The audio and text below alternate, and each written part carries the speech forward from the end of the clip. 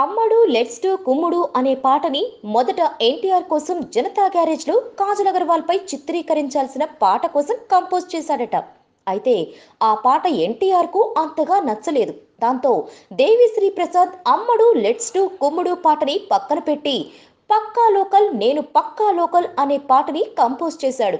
అయితే ఎన్టీఆర్ రిజెక్ట్ చేసిన పాటని ఇన్నాళ్లకు చిరంజీవికి ఇచ్చాడు దేవిశ్రీ ప్రసాద్. కట్ చేస్తే పక్కా లోకల్ పాట కంటే పెద్ద హిట్ అయింది. అంతేకాదు యూట్యూబ్లో సంచలనం సృష్టించిన ఈ పాట 5 మిలియన్ వ్యూస్ ని కొల్లగొట్టి సరికొత్త సంచలనం సృష్టించింది. మెగాస్టార్ చిరంజీవి సరసన కాజల్ అగర్వాల్ నటించిన తాజా చిత్రం ఖైదీ నెంబర్ 150. ఇటీవల రిలీజ్ అయిన అమ్మడు లెట్స్ డు కుమ్ముడు సాంగ్ ఊర మాస్ రేంజ్ లో ఉండడంతో జనాలకు పిచ్చ పిచ్చగా నచ్చింది.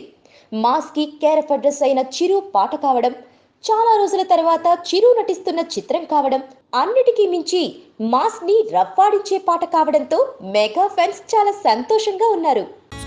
Please subscribe. Hi, it's me Purna. Please subscribe.